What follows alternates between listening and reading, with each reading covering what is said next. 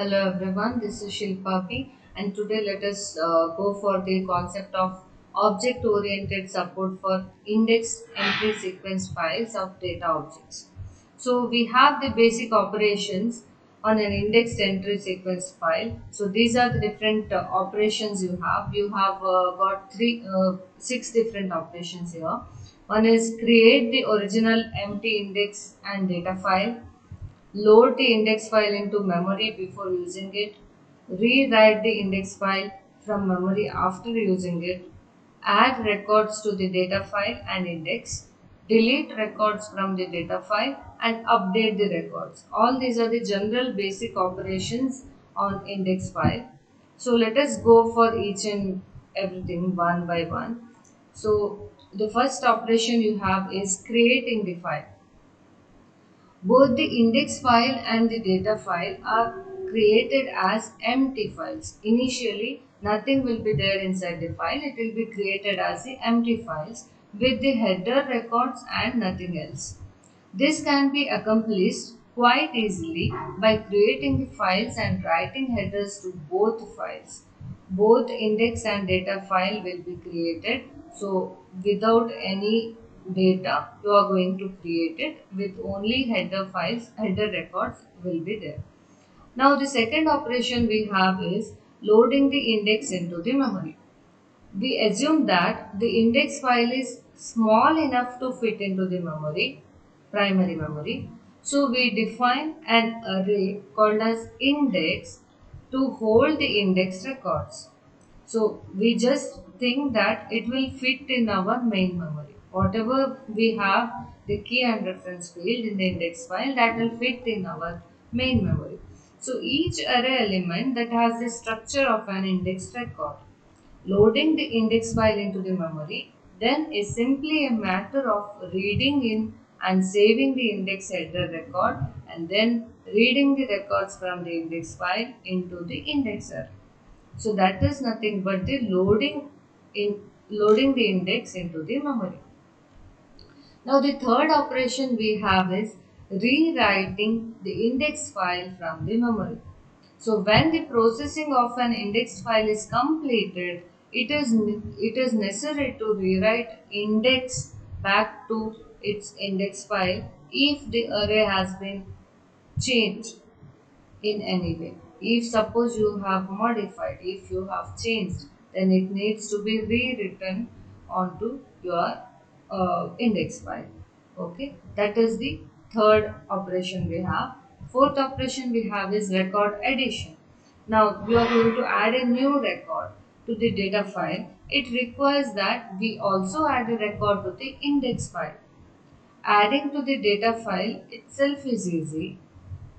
For data file, if you are adding, you are not going to touch it anyhow, so it is easy. In any case, when we add the data record, we should know the starting byte offset of the file location at which we wrote the record. Why we need to know this byte offset? Because it is needed for the indexing. Since the index array is kept in sorted order by key, insertion of the new index record probably requires some rearrangements of the index. So, when we want to rearrange the index, when we add a new record into the data file, then obviously we need to if suppose it changes the order of the index file, you need to rearrange in the index file. Next, you have the record deletion. So, of course, when we delete a record from the data file, we must also delete the corresponding entry from the index file, because you will be having same number of records in the index file and data file. So, if we delete the data file, you need to delete it from the index file also. Since the index is contained in an array during program execution, deleting the index record and shifting the other records to close up the space may not be an overly expensive operation.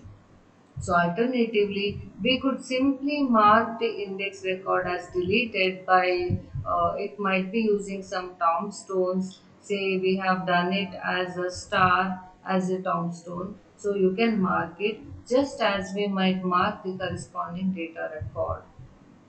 So record updation, the next operation we have is record updating.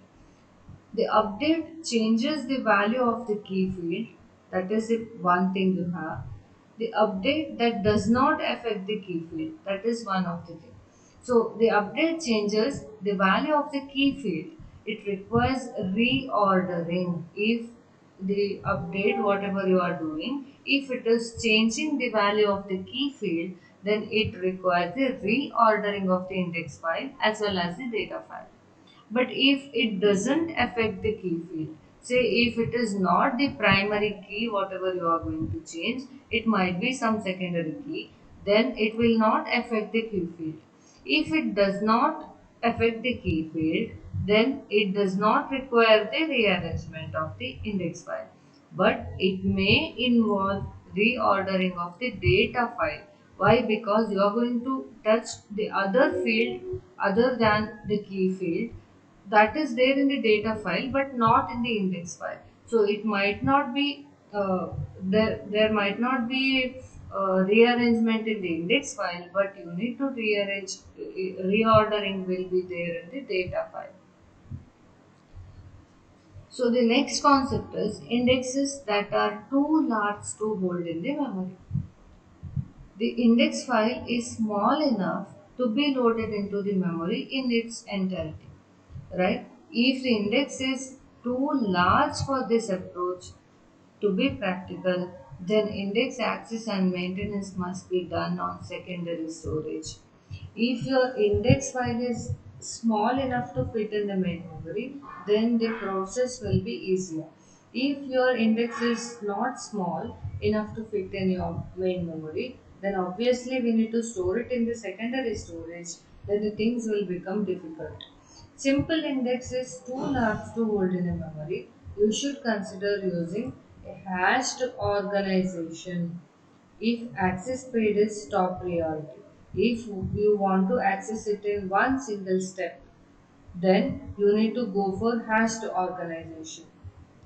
A tree structure or multi-level index such as B tree, if you need the flexibility of both keyed access and ordered sequential access. Suppose if you want speed as your more top priority, then go for hashed organization.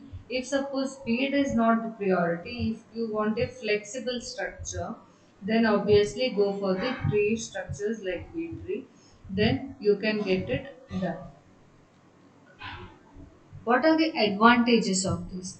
A simple index makes it possible to use a binary search to obtain keyed access to record in a variable length record file. If the index entries are substantially smaller than the data file record, sorting and maintaining the index can be less expensive than sorting and maintaining the data file. So the index usually whatever we are using will be smaller than the data file. So obviously sorting and maintaining will be easier.